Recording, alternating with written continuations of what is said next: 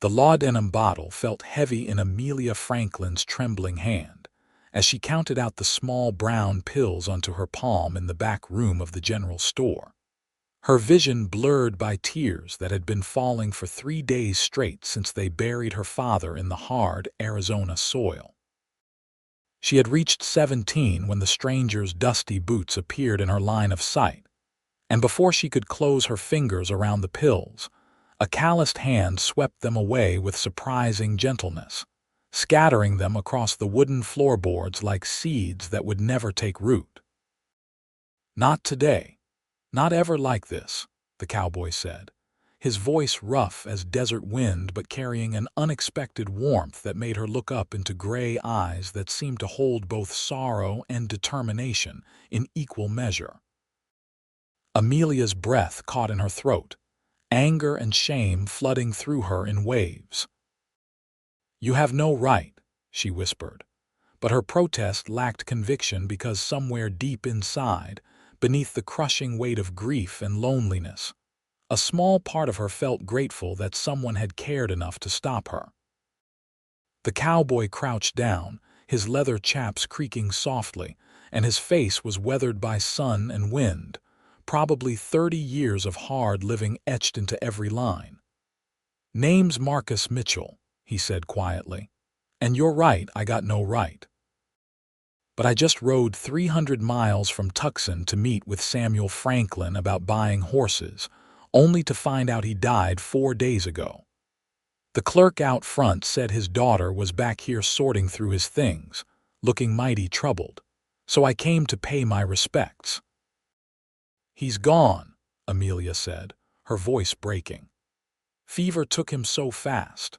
One day he was laughing and making plans for the ranch, the next he couldn't even recognize me.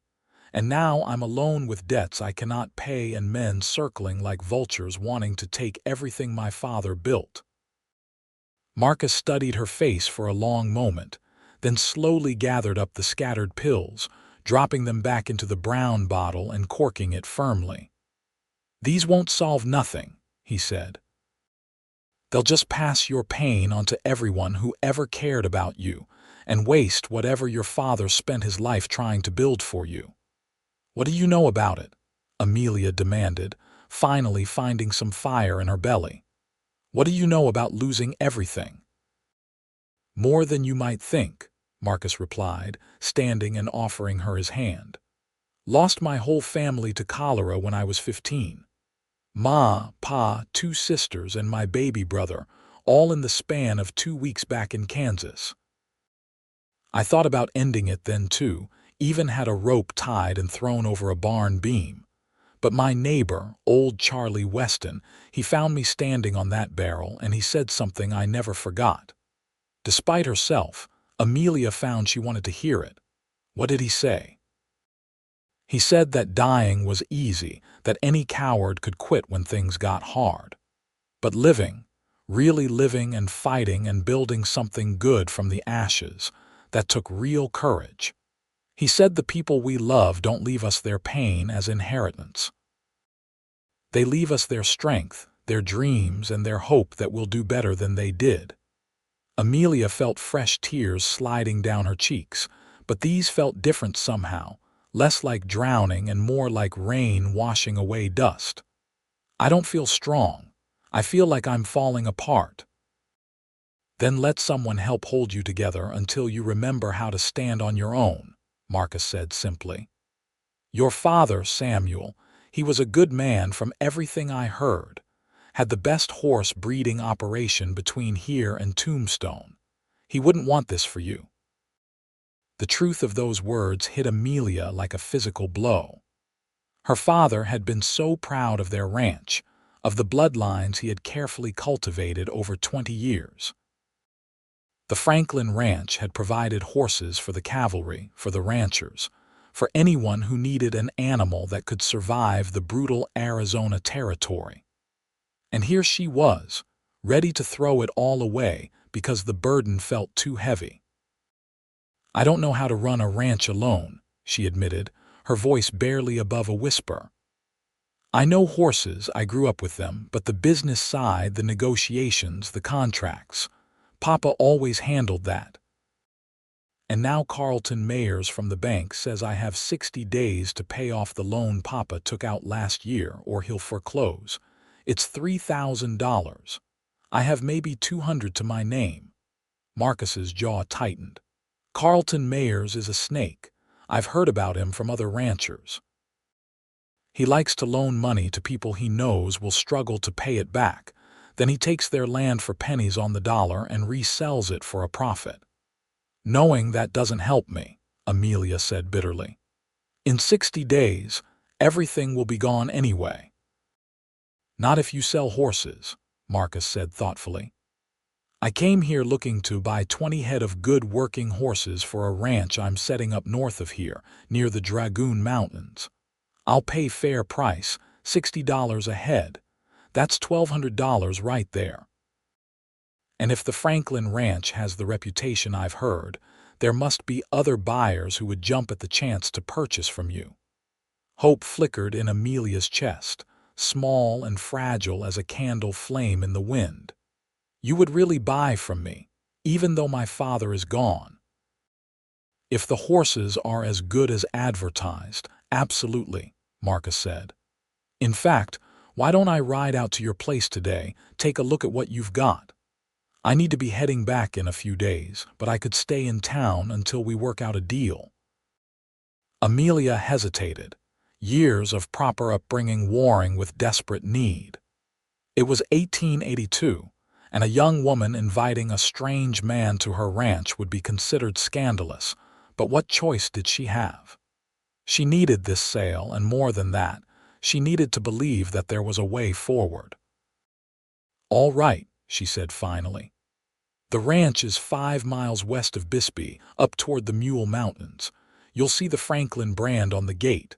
Marcus nodded, settling his worn hat back on his head. I'll be there within the hour, and Miss Franklin, I'm glad I walked into this room when I did. After he left, Amelia stood for a long moment, staring at the laudanum bottle sitting on the shelf where he had placed it. She thought about how close she had come to swallowing those pills, to ending everything in this dusty back room surrounded by saddles and bridles, and the ghost of her father's dreams. The shame of it washed over her, but so did a strange sense of gratitude for the stranger who had cared enough to stop her. She wiped her eyes, straightened her mourning dress, and walked back out into the main store where Mr. Henderson was helping a customer. I'm heading home now, she told him. Thank you for letting me have some time alone. The older man's eyes were kind but knowing. You feeling better, Miss Amelia? You looked awful pale when you went back there. I'm better, she said, and surprisingly it was true. She was not healed, not whole, but she was better than she had been an hour ago. Someone's coming to look at horses. I need to get back and make sure everything is presentable. The ride back to the ranch was hot and dusty, typical for June in Arizona territory. The sun beat down mercilessly, and Amelia felt it burning through her dark mourning clothes. Her father had always laughed about her insistence on proper Eastern fashion, saying that out here you wore what kept you alive, not what looked respectable. But her mother had been from Boston, had taught Amelia about propriety and appearances before dying of consumption when Amelia was only 12. Wearing mourning black was one of the last connections Amelia had to that gentler world her mother had tried to create in the harsh desert. The Franklin Ranch spread out before her as she crested the final rise, and despite everything, Amelia felt pride swell in her chest. The main house was solid adobe, built to withstand both scorching summers and surprisingly cold winters. The barn and corrals were well maintained, and in the pastures beyond, she could see the horses grazing, their coats gleaming in the sunlight. These were fine animals, strong and smart and bred for the demanding conditions of Arizona territory. She had just finished changing into more practical clothes, a simple cotton dress in dark gray, when she heard the sound of hoofbeats approaching. Looking out the window, She saw Marcus Mitchell riding up on a rangy bay gelding that moved with the easy grace of a well-trained cow horse. Amelia went out to meet him, shading her eyes against the afternoon sun. "You made good time." "Didn't see any reason to delay," Marcus said, swinging down from the saddle with an easy grace that spoke of years spent on horseback. "This is quite a place. Your father built something impressive here." 22 years of work," Amelia said, unable to keep the pride from her voice. "He came out here right after the war, started with nothing but 2 mares and a dream. Now we have over 60 horses, including some of the best bloodlines in the territory." Marcus's eyebrows rose. 60 horses. That's a substantial herd. Why not sell off enough to cover the debt and keep the rest? "Because nobody around here has that kind of cash right now," Amelia explained, leading him toward the corrals. "The silver mines over in Tombstone have been having trouble, and that's hurt everyone's business. The Army bought from us last year, but they won't be making another purchase until fall at the earliest. And Papa had just invested in a new stud, a magnificent stallion with bloodlines going back to the finest Kentucky horses. That's where most of the loan money went." "Show me this stallion," Marcus said with interest. Amelia led him to a separate corral where a stunning black horse stood, muscles rippling beneath his glossy coat. The animal was tall, at least 16 hands, with intelligent eyes and a proud bearing that spoke of excellent breeding. Marcus let out a low whistle. "Now that's a horse. What's his name?" "Midnight Thunder." Papa called him Thunder for short. Amelia couldn't help the smile that touched her lips, the first real smile in days. "He's got fire and intelligence both. Papa said he would transform our breeding program, produce foals that could command triple the usual price." "Your father was right," Marcus said, studying the stallion with an expert eye. "But that kind of breeding program takes time, and time is what you don't have." The reminder brought reality crashing back down on Amelia's shoulders. "No, I don't. So I need to sell horses now, even though waiting another year would make better financial sense." Marcus turned to face her, and something in his gray eyes made Amelia's breath catch. "What if there was another way? What if you had a partner, someone who could provide the capital to pay off the debt while you maintained the breeding program?" "A partner?" Amelia frowned. "What do you mean?" "I mean I've been building up my own ranch for 5 years now, working as a foreman for other people and saving every penny. I've got about $4,000 put away, and I've been looking for the right opportunity to invest it. Your ranch, your horses, this could be that opportunity." Amelia's mind raced. "You want to buy into the Franklin Ranch? Become a co-owner, if you're willing," Marcus said carefully. "I know we just met and you've got no reason to trust me, but here's what I'm thinking. I'll pay off your debt to the bank, invest another 1,000 in the ranch for improvements and operating costs. In exchange, I become a 50% partner. We work the ranch together, build up the breeding program, and split the profits." It was tempting, dangerously so, but Amelia forced herself to think clearly. "Why would you do this? You could buy your own land, start your own operation." "I could," Marcus agreed, "but it would take me years to build up a herd with bloodlines like yours." "Your father already did the hard work, established a reputation, created something valuable. I'd be a fool to start from scratch when I could partner with something already successful. But you said it yourself, we just met. How do you know I'm capable of holding up my end of a partnership?" Marcus smiled, and it transformed his weathered face, making him look younger and somehow more approachable. "Because anyone who knows enough to breed Midnight Thunder to the right mares, who keeps a ranch this well-maintained, and who had Samuel Franklin for a teacher, that's someone worth betting on. Plus, you've got fight in you. You were in a dark place today, but you listened when someone offered you a reason to live. That tells me you're strong enough to do this." Amelia looked out at the ranch, at the horses grazing peacefully, at the mountains rising purple in the distance. This land, these animals, they were her father's legacy. But they could also be her future if she was brave enough to take the chance. "If we do this, I want it in writing," she said firmly. "A proper contract filed with a lawyer, everything legal and clear." "Absolutely," Marcus agreed immediately. "We'll ride into town tomorrow, have old Judge Morrison draw up the papers. He's honest, won't cheat either of us. And I want to maintain control of the breeding decisions," Amelia added. "Papa taught me everything he knew about bloodlines and conformation. That's my area of expertise." "Fair enough. And I'll handle the business side, the negotiations and contracts. That's what I'm good at." They shook hands, and Amelia felt the roughness of his calluses, the strength in his grip.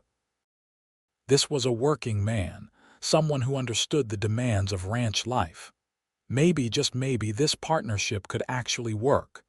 "You'll need a place to stay," Amelia said, sudden awkwardness flooding through her.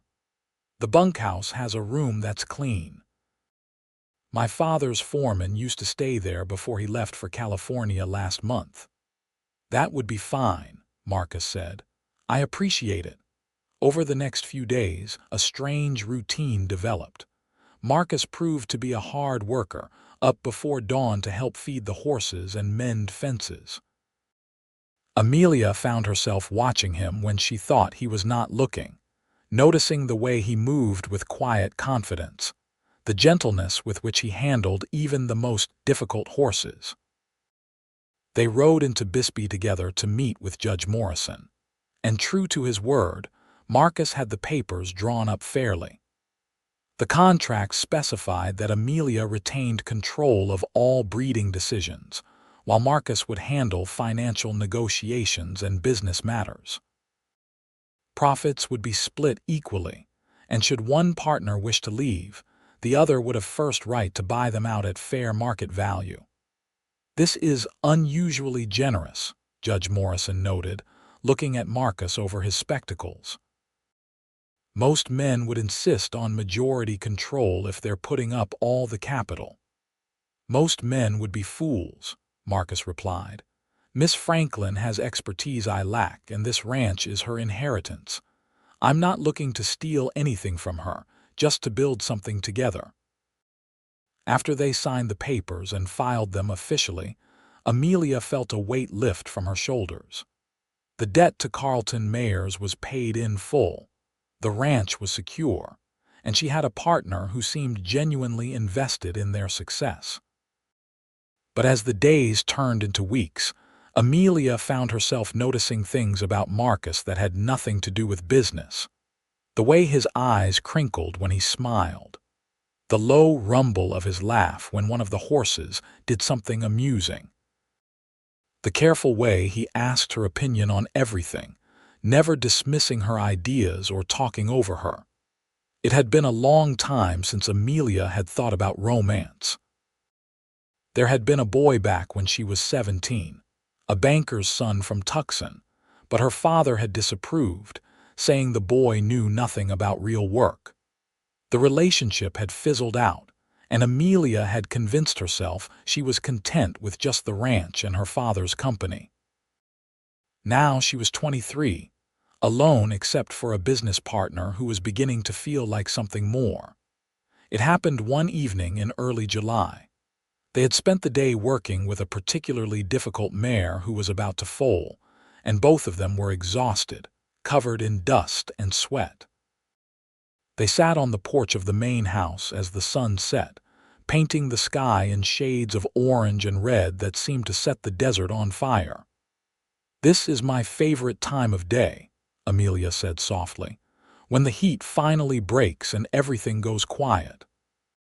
"It's beautiful," Marcus agreed, but when Amelia glanced over, he was not looking at the sunset. He was looking at her. Their eyes met, and something electric passed between them. Amelia's heart began to pound, and she felt heat flood her cheeks that had nothing to do with the Arizona summer. "Amelia," Marcus said, his voice rough, "I need to tell you something, and I hope it doesn't make things awkward between us." "What is it?" she whispered. "I know we agreed to be business partners, and that's all this was supposed to be. But somewhere along the way, I started to care about you as more than just a partner. You're smart and capable and beautiful, and every day I find myself looking for excuses just to be near you." Amelia's breath caught in her throat. "Marcus, you don't have to say anything," he interrupted quickly. "I know this complicates things.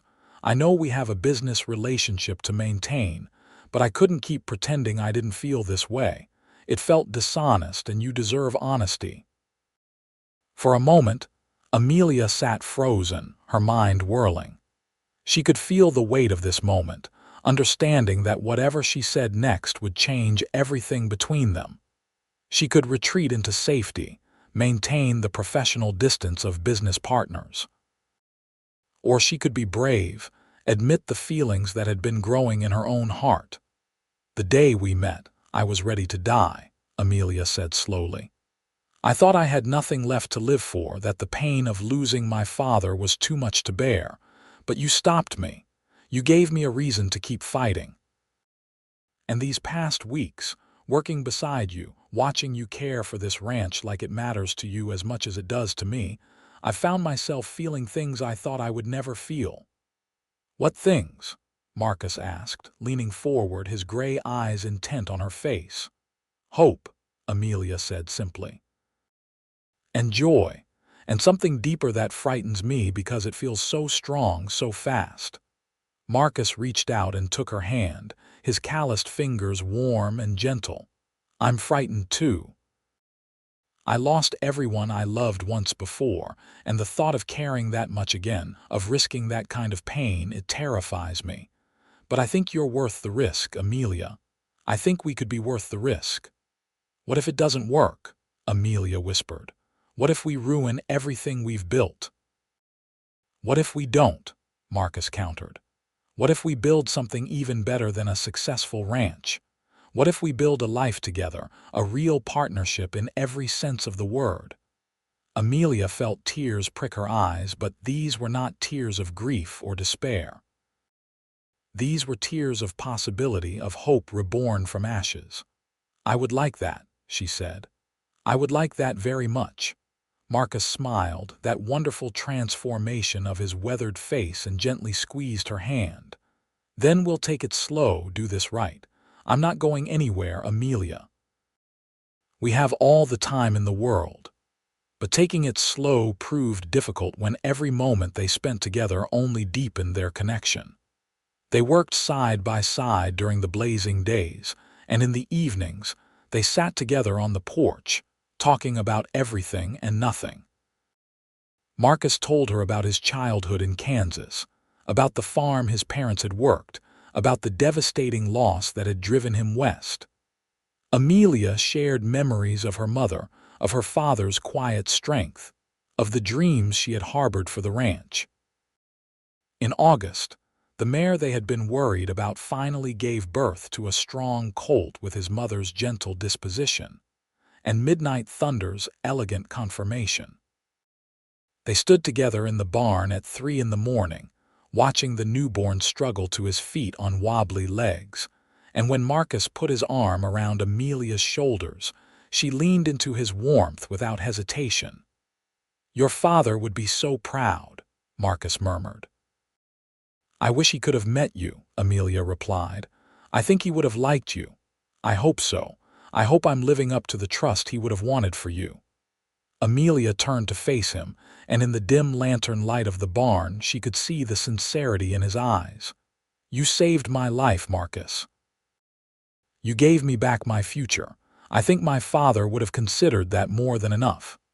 Marcus cupped her face gently in his hands, his thumbs brushing away the tears that had started to fall. "Can I kiss you?" he asked softly.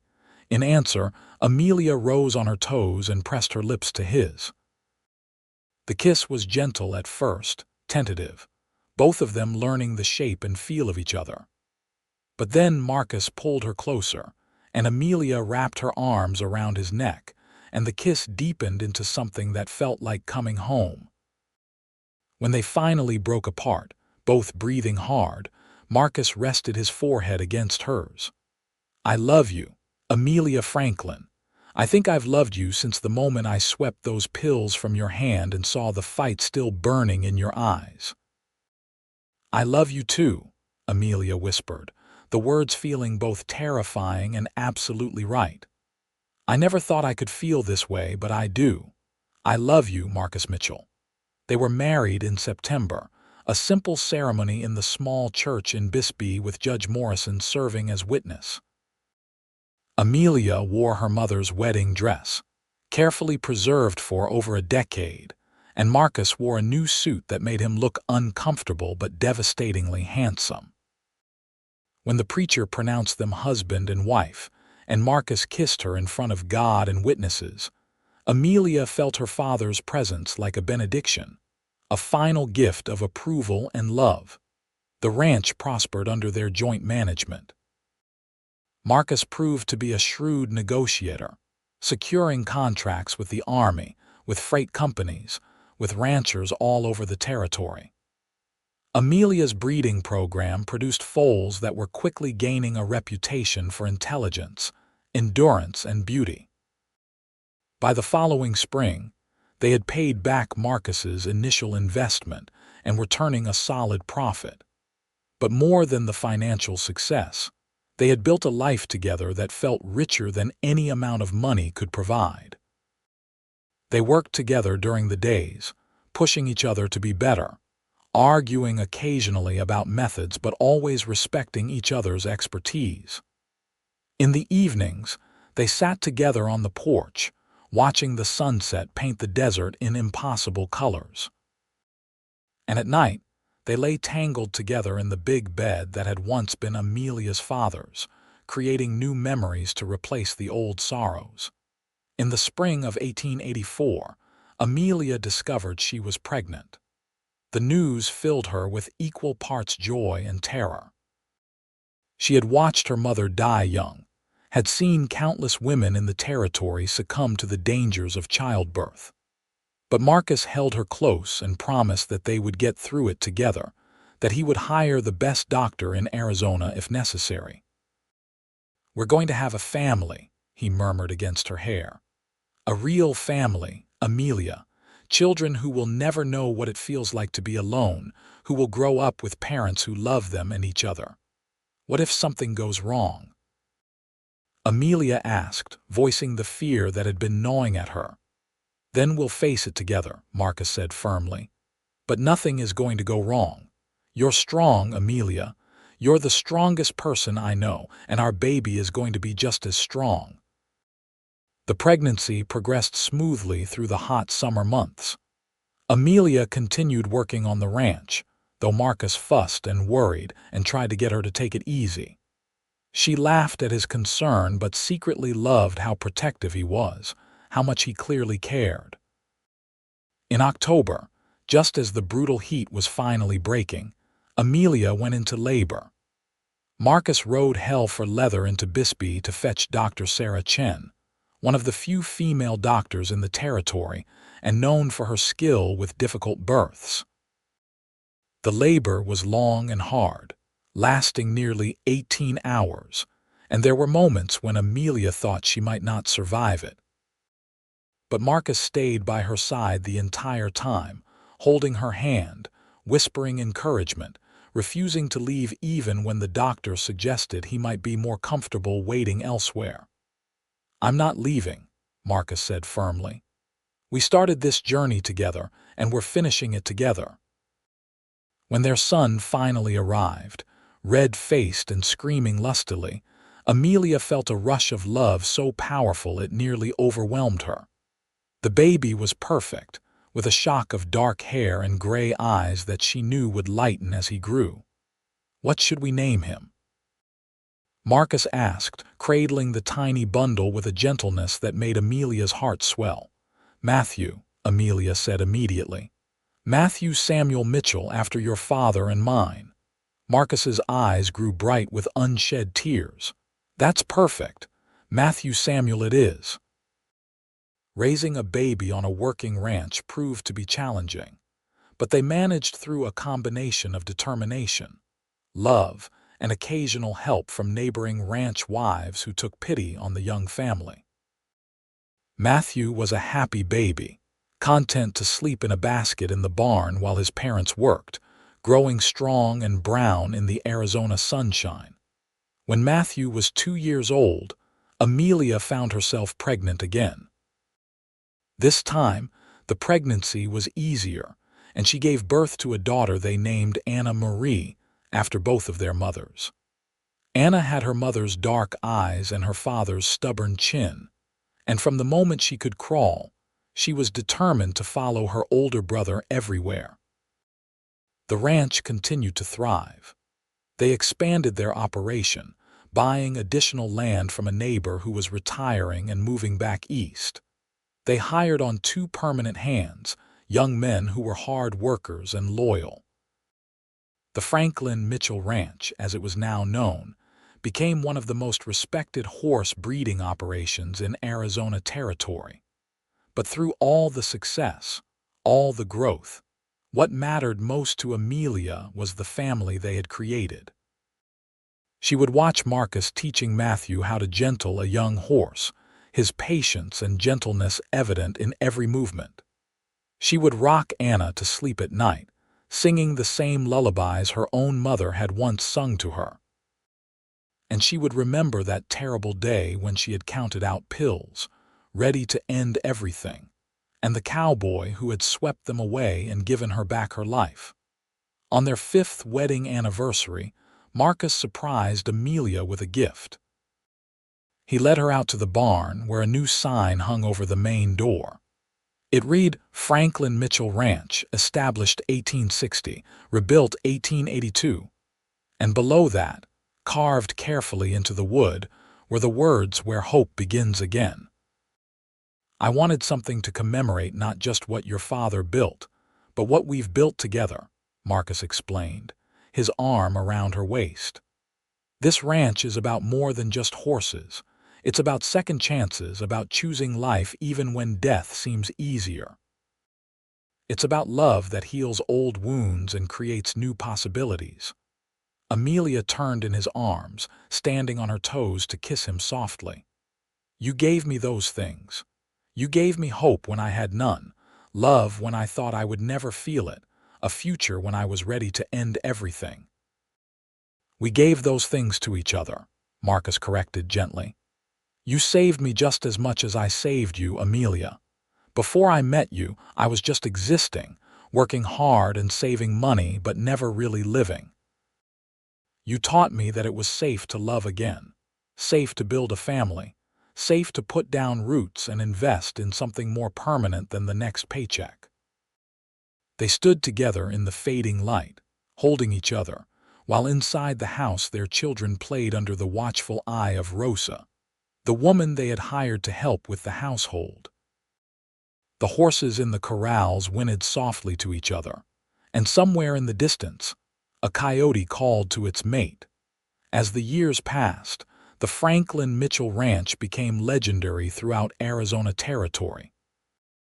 Their horses were sought after by everyone from the army to wealthy ranchers to the Pony Express. Matthew grew into a tall, serious young man who had his father's way with business negotiations and his mother's eye for good horseflesh. Anna proved to be a natural rider, fearless and skilled beyond her years. In 1889, when Matthew was 5 and Anna was 3, Amelia gave birth to twins, 2 boys they named Michael and Mason. The twins were identical, with matching gray eyes and mischievous grins, and they kept the entire household on their toes with their adventures and pranks. Through it all, Amelia and Marcus's love only deepened. They had their disagreements, of course, the normal friction of 2 strong-willed people building a life together. But they had learned early on that they were stronger together than apart, that compromise and communication could solve most problems, and that the foundation of trust and respect they had built could weather any storm.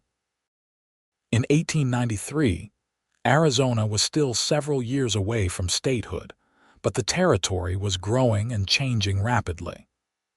The wild lawlessness of earlier decades was giving way to more established communities, though the land itself remained harsh and unforgiving. The Franklin Mitchell Ranch adapted with the times, always staying ahead of market trends, always producing the highest quality horses. One evening in the spring of that year, as Amelia and Marcus sat on their porch watching the sunset, Matthew came running up from the barn, his young face flushed with excitement. "Mama, Papa, you have to come see. The black mare, Midnight's daughter, she just gave birth to the most perfect filly I've ever seen." They hurried down to the barn, where a leggy black foal stood on wobbly legs, her coat already showing the gloss that promised she would be a true beauty. Amelia ran her hands over the foal's legs, checking conformation, and nodded with satisfaction. "She's perfect," Amelia declared.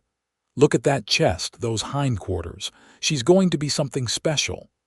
"What should we call her?" Anna asked, having followed them down from the house. Marcus looked at Amelia, and something passed between them, a shared memory of that day 12 years ago when everything had changed. "How about Hope?" he suggested softly. Amelia felt tears prick her eyes. "Hope is perfect." Matthew, who at 11 was beginning to understand more about his parents' history, looked between them thoughtfully. "Is there a story behind that name?" Marcus crouched down to his son's level. "There is, and someday we'll tell you all of it. But the short version is that your mother and I found each other when we both needed hope the most. This ranch, this family, everything we have is built on choosing to hope even when it seemed impossible." "That's a good story," Matthew said seriously. "I want to hear the whole thing someday." "Someday," Amelia promised, ruffling her son's hair. "When you're older."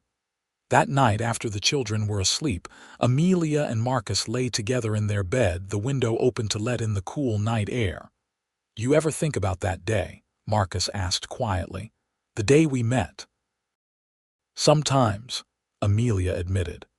"Not as often as I used to, but sometimes. Usually when I'm feeling grateful for everything we have." "I think about it more than you might guess," Marcus said. "I think about how close I came to never meeting you, to walking right past that store. Or what if I had minded my own business, not gone into that back room?" Amelia rolled over to face him, her hand resting on his chest where she could feel the steady beat of his heart. "But you did come in. You did care. And you changed the entire course of my life." "We changed each other's lives," Marcus corrected, just as he always did. "That's what real love does. It transforms both people, makes them better than they were alone." "I wonder sometimes if Papa somehow knew," Amelia mused. "If he sent you to me in a way. He was always looking out for me, even after he was gone." "I'd like to think so," Marcus said, pulling her close. "I'd like to think he knew that I would love you and honor his legacy and do everything in my power to make you happy." "You have made me happy," Amelia whispered. "Happier than I ever imagined possible. Even on the hard days, even when the twins are driving me crazy or the ranch work feels overwhelming, I'm happy. Because I'm doing it all with you." They made love that night with the tenderness of long familiarity, their bodies knowing exactly how to bring each other pleasure. And afterwards, wrapped in each other's arms, they drifted off to sleep with the sound of the desert wind singing softly through the windows. The years continued to pass in a blur of work and family and love. The twins grew into sturdy boys who were fascinated by everything mechanical, always taking things apart to see how they worked. Matthew developed into a gifted horseman and businessman, handling more and more of the ranch's operations as he got older. Anna fell in love with a neighboring rancher's son, a good young man named Thomas who treated her with respect and adoration. When Anna married at 19, Amelia stood beside her daughter in the same church where she had married Marcus, and she could not help but cry. These were tears of joy, though, happiness that her daughter had found the kind of love that Amelia herself had been blessed with. "You look beautiful," Amelia told Anna as they waited for the ceremony to begin. "Just like your grandmother would have looked at her wedding." "Tell me about her," Anna said, as she always had when she was nervous. "Tell me about Grandma Marie." "She was gentle and kind, with a strength that you might not have seen at first glance," Amelia said, adjusting her daughter's veil. "She came from a soft life in Boston, but she adapted to the desert because she loved your grandfather enough to follow him anywhere. She taught me that real strength isn't about being loud or tough. It's about enduring, about loving even when it's hard, about building something beautiful in difficult circumstances." "I hope I can be like that," Anna said softly. "You already are," Amelia assured her. "You have her kindness and my stubbornness and your father's loyalty. Thomas is getting an incredible wife, and he's smart enough to know it." The wedding was beautiful, and as Amelia watched her daughter dance with her new husband, she felt Marcus's arm slip around her waist. "That was us once," he murmured, "young and hopeful and ready to take on the world." "We're still young," Amelia protested. "I'm only 34. "And I'm 41, feeling every year of it after chasing the twins around all day," Marcus said with a laugh. "But you're right, we're not old yet. We still have a lot of life left to live. A lot of love left to give," Amelia added, leaning into his embrace. "Always," Marcus agreed, pressing a kiss to her temple. In 1896, tragedy struck the territory when a devastating drought hit, the worst anyone could remember. Water sources dried up, grazing land turned brown and brittle, and many ranchers were forced to sell off their herds or abandon their land altogether. The Franklin Mitchell Ranch survived because of careful planning and the deep well that Samuel Franklin had dug years before, but it was a near thing. During those hard months, Amelia and Marcus worked from dawn until long after dark, hauling water, rationing feed, making impossible decisions about which animals to keep and which to sell. Matthew, now 14, worked as hard as any adult, and even the younger children helped however they could. One particularly brutal evening, when 3 more horses had died despite their best efforts, Amelia broke down in tears of exhaustion and frustration. They were in the barn, having just buried the animals, and she simply could not hold back anymore. "I can't do this," she sobbed.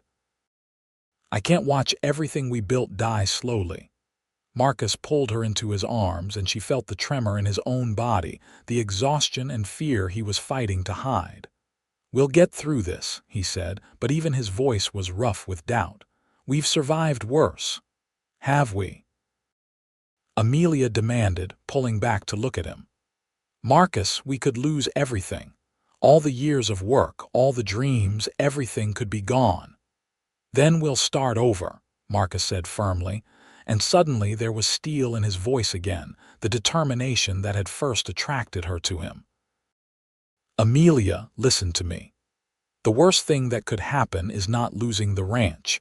The worst thing would be losing each other, losing our family. And that's not going to happen. As long as we have each other, as long as we have our children and our love, we have everything that matters." His words were an echo of that day so many years ago when he had stopped her from taking those pills, when he had reminded her that living was about more than just surviving loss. And just like then, his conviction gave her strength. "You're right," she whispered. "You're absolutely right. The ranch is just land and horses. Our family, our love, that's what really matters." "That's my girl," Marcus said, kissing her forehead. "Now let's go inside, have dinner with our children, and remind ourselves why we keep fighting." The drought finally broke in the fall, blessed rain flooding down from skies that had been cloudless for months. The land recovered slowly, and so did the ranch. They had lost more than half their herd, but what remained was the strongest, best stock, and they used those animals to rebuild. By 1898, the ranch was thriving again, perhaps not to the heights it had reached before the drought, but solidly profitable and growing. Matthew, now 16, was effectively running the day-to-day operations, showing a maturity and business sense that made both his parents proud. Anna and Thomas had given them their first grandchild, a little girl named Emily, who had her grandmother's dark eyes and her grandfather's smile. The twins, Michael and Mason, were 12 and had decided they wanted to be engineers, fascinated by the new technologies emerging as the century drew to a close. They talked endlessly about railroads and bridges, about electricity and automobiles, about a future that seemed both exciting and slightly terrifying to their parents. "The world is changing so fast," Amelia said one evening, watching the twins pore over a catalog of mechanical wonders. "Sometimes I feel like we're being left behind." "We're not being left behind," Marcus said. "We're just choosing to hold onto the things that have always mattered. Hard work, family, the land. Those things don't change no matter what new inventions come along." "I suppose you're right," Amelia said. "I just hope our children can find their place in this new world that's coming." "They will," Marcus said confidently. "We raised them strong and smart and capable. They'll adapt to whatever comes, just like we have." In 1900, as a new century dawned, the Franklin Mitchell Ranch celebrated its official 40th anniversary since Samuel Franklin first broke ground. They threw a huge party, inviting everyone from neighboring ranchers to the mayor of Bisbee to the soldiers at Fort Huachuca. It was a celebration of survival, of perseverance, of the power of hope to overcome even the darkest moments. As Amelia stood on the porch of the home she had built with Marcus, watching their children and grandchildren and friends celebrate, she felt overwhelmed with gratitude. She thought about that terrified, grief-stricken girl she had been 18 years ago, counting out pills in a dark room, ready to end her pain. She thought about the cowboy who had swept those pills away, who had given her a reason to live, and then spent every day since giving her reasons to be glad she had lived. Marcus appeared at her side, as he always seemed to do whenever she needed him, and handed her a glass of lemonade. "What are you thinking about?" he asked, knowing her well enough to read the emotion on her face. "Everything," Amelia said simply. "How far we've come, how much has changed, how grateful I am for every single day. Even the hard days," Marcus asked with a smile. "Especially the hard days," Amelia said, "because they taught us that we could survive anything as long as we had each other." Marcus raised his glass. "To us, then. To 18 years of marriage, to 4 incredible children, to a ranch that's still standing despite droughts and debts, and every challenge the desert could throw at us. To second chances," Amelia added, clinking her glass against his. "And to cowboys who care enough to stop a stranger from making a terrible mistake. To women brave enough to choose life over death, hope over despair," Marcus countered. They drank, and then Marcus pulled her into his arms right there on the porch in front of everyone, and kissed her like they were newlyweds instead of a couple approaching their 40s. "I love you, Amelia Mitchell," he said when they finally broke apart. "More today than the day we married, and I'll love you even more tomorrow." "I love you too," Amelia said, her heart so full she thought it might burst. "Thank you for saving my life." "Thank you for letting me," Marcus replied. "Thank you for choosing to live, for choosing us, for choosing this beautiful, difficult, wonderful life we've built together." As the party continued around them, as their children laughed and their grandchild played, as the Arizona sun set in a blaze of glory over the ranch they had built from ashes and hope. Amelia and Marcus stood together, holding each other, grateful for every moment that had led them to this perfect instant. The years continued to unfold, each one bringing new challenges and new joys. In 1902, Anna gave birth to twins of her own, two boys who were just as mischievous as their uncles had been. Matthew married a schoolteacher from Tucson, a smart, practical woman named Elizabeth who fit seamlessly into the ranch family. Michael and Mason left for the university in California, determined to study engineering and make their mark on the modern world. Through it all, Amelia and Marcus remained the steady heart of the family, the foundation upon which everything else was built. They still worked the ranch together, though as they got older they delegated more to Matthew and the ranch hands. They still sat together on the porch every evening, watching the sunset paint the desert in impossible colors. And they still loved each other with the fierce, enduring passion of people who knew exactly how precious their time together was. In 1905, on the 23rd anniversary of the day they met, Marcus woke Amelia before dawn and led her out to the barn. There, hanging on the wall, was a new painting. It showed a young woman standing in shadows, her hand full of pills, while a cowboy reached out to stop her. But in the background, faint but growing stronger, was light breaking over the horizon, the promise of a new day. "Where did you get this?" Amelia breathed, staring at the image that captured so perfectly that moment that had changed everything. "I commissioned it from an artist in Tucson," Marcus explained. "I wanted something to commemorate not just our anniversary, but the moment our lives truly began. Because that's what it was, Amelia. Not the end of your life, but the beginning of our lives together." Amelia turned to him with tears streaming down her face. "It's perfect. It's absolutely perfect. I had him paint the sunrise in the background because that's what you gave me," Marcus continued, his own eyes bright with emotion. "You were my sunrise, Amelia. You brought light and warmth and life into a world that had been dark and cold and lonely. Every day with you has been a gift I never expected to receive." They held each other in the barn as the real sunrise began to paint the sky outside. Two people who had found each other in the darkest moment and built something beautiful from the wreckage of their separate pasts. As Amelia approached her mid-40s and Marcus his early 50s, they began to think more about the future, about legacy, and what they would leave behind. The ranch was thriving under Matthew's management, with Elizabeth proving to be a savvy business partner. Anna and Thomas had expanded their own ranch and were raising their children with the same values of hard work and family that they had learned. The twins returned from university in 1907, armed with engineering degrees and burning with ambition. But to everyone's surprise, they announced that they wanted to apply their knowledge to the ranch, to modernize operations and implement new technologies that could make ranching more efficient. "The world is changing, and we need to change with it," Michael explained at a family dinner.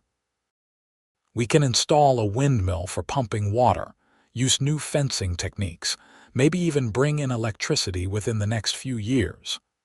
"Your grandfather would never believe it," Amelia said wonderingly. "Electricity on a ranch in the middle of the desert." "But he would have embraced it," Marcus pointed out. "Samuel Franklin was always looking forward, always trying to improve.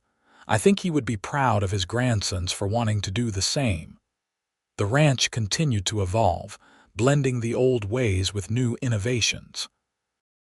The horses remained their primary business, but they diversified into cattle as well, using the twins' engineering expertise to maximize efficiency while maintaining the quality and care that had always been their hallmark.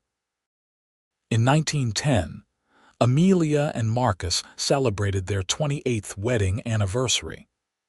They were both graying now. Amelia's dark hair shot through with silver, Marcus's face more weathered than ever. But when they looked at each other, they still saw the young people they had been, still felt the same rush of love and gratitude. "We're getting old," Amelia said, studying their reflection in the mirror of their bedroom. "We're getting seasoned," Marcus corrected with a smile. "Like good leather or fine whiskey." "You would compare us to alcohol," Amelia laughed.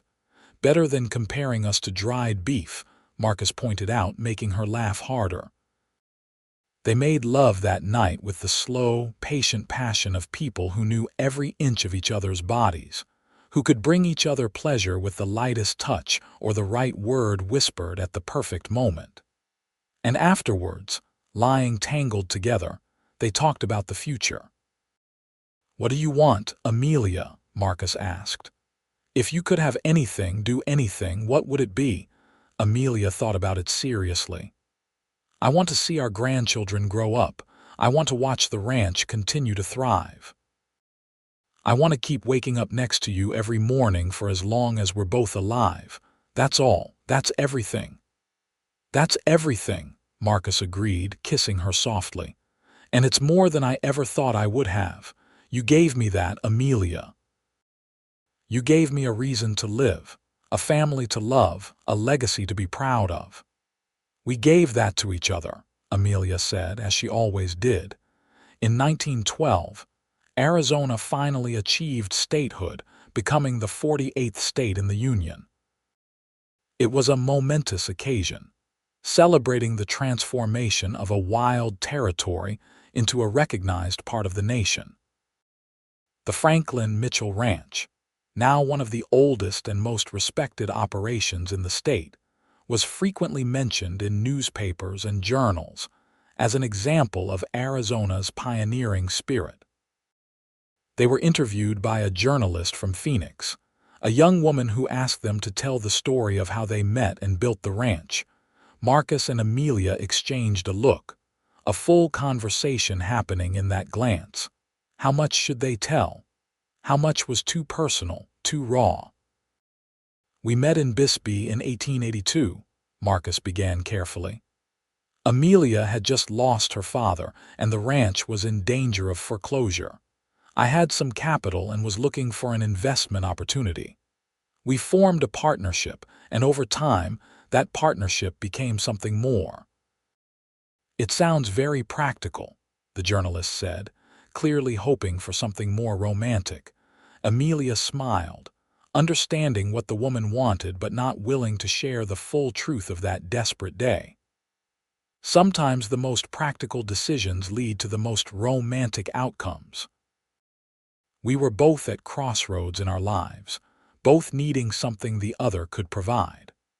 But what started as a business arrangement became a love story, and that love has sustained us through droughts and debts, through raising children and building a legacy. I think that's the real story, the power of choosing to love and commit, even when circumstances are difficult. The journalist seemed satisfied with that, and the article that appeared praised the Franklin Mitchell Ranch as a testament to frontier ingenuity and enduring love. But that night, alone in their room, Marcus asked Amelia if she regretted not telling the whole truth. "Not at all," Amelia said firmly. "That moment, that day when we met, that's ours. It's private and sacred, and it doesn't need to be shared with the world. Our children know the truth, or will when they're old enough to understand fully. That's enough." "I agree," Marcus said. "Some things are too precious to be shared. Some stories are meant to be kept close, treasured between two people who understand what they really mean."